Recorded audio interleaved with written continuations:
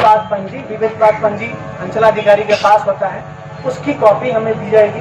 अभी तक उपलब्ध नहीं हुआ है। दस्तावेज है जो वैलिड प्रूफ है, जो भी है, जमाबंदी रसीद है, रजिस्ट्री है, खतियान है, वंशावली है, जो भी इनके पास उपलब्ध डेटा है वो पहले 1 महीने के अंदर में या 10 दिन के अंदर में जितना जिसको जल्दी हो सके वो प्रपत्र 2 में यानी स्वघोषणा के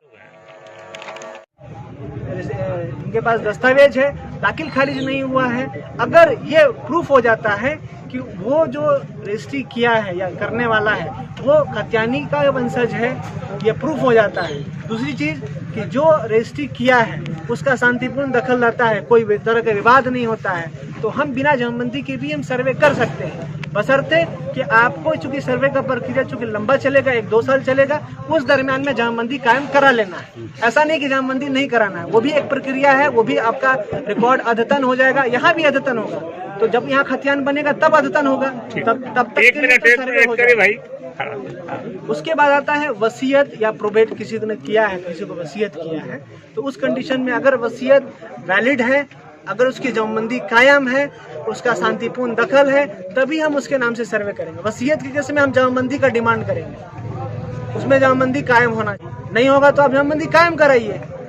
वहाँ पर लगेगा जहाँ पर उनके पूर्वजों के नाम से दस्तावेज है, पूर्वजों के नाम से जमीन है और वो नहीं है तो उनके वंशावली देकर अपने उस जमीन पर अपना हक जता सकते हैं। ठीक है।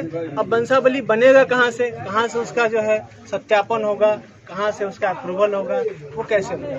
खतियानी जमीन के केस में हम लोगों को भी वंशावली का सत्यापन करना है ग्राम सभा लगा करके, सिर्फ खतियानी जमीन के मामले में। खतियानी जमीन में खतियानी वंशज अपने एक सफेद पेपर पर, एक A4 साइज पेपर पर, उसमें अपना वंशावली बनाकर हमें सिविल कार्यालय में दे सकते हैं। उसके बाद हम उसको ग्राम सभा लगा करके सरपंच, मुखिया और जितने भी गांव के सदस्य हैं, बूढ़ा पुनिया लोग हैं, उनके बीच और उनके वंशजों के बीच उस वंशावली का सत्यापन किया जाए। ठीक है। देना है SDM कोर्ट से देना, कहाँ से देना है, तो शपथ पत्र आप SDM से भी दे सकते हैं। सिर्फ शपथ पत्र है और कहीं ये नहीं लिखा कि कहाँ से देना है, तो आप शपथ पत्र कहीं से भी दे सकते हैं। तो ये था वंशावली से रिलेटेड। उनको वंशावली अगर देना है, उनके वंशज के नाम से, उनके पूर्वज के नाम से था और वो उनके वंशज अब जो है दावा कर रहे हैं, तो उस कंडीशन में आपको जो वंशावली है या तो आप कोर्ट से बना कर देंगे वंशावली, ठीक है, या फिर आप पंचायत सचिव से बना कर देंगे। पंचायत सचिव के पास आप जब जाइएगा तो वो आपको कुछ प्रक्रिया बताएंगे। वो प्रक्रिया क्या है वो आप सभी को पता है। वो जब वहाँ जाइएगा तो आपको क्या करेंगे, कहेंगे कि भाई आप वंशावली एक सादा पन्ने पर बना कर देंगे। उसके बाद वहाँ पर आपका एक टोकन कटेगा।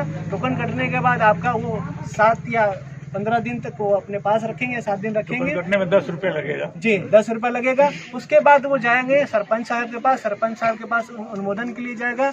वो अपने वेरिफिकेशन के लिए वो अपने पास रखेंगे, वापस से सचिव के पास आएगा और वो उसको रजिस्टर मेंटेन करके फिर से आप वापस कर देंगे। तो ये एक प्रक्रिया है। एक है कि आप शपथ पत्र भी दे सकते हैं। प्रक्रिया पूरा डिजिटलाइज है, पूरा डिजिटल है। ये प्रक्रिया ऑनलाइन अवेलेबल है। अगर उसका वंशज के पास उसके दस्तावेज है, वैलिड प्रूफ है, तो वहीं से स्वघोषणा का प्रपत्र यानी सेल्फ डिक्लेरेशन का प्रपत्र ऑनलाइन वो उपलब्ध करा सकता है।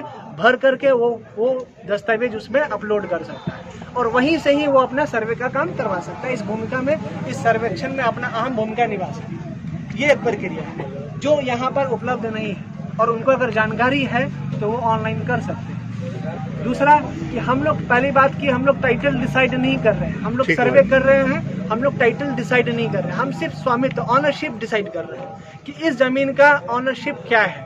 हम पेपर देखेंगे, दखल पोजीशन देखेंगे, सर्वे करेंगे। टाइटल डिसाइड करने के लिए न्यायालय बैठा है।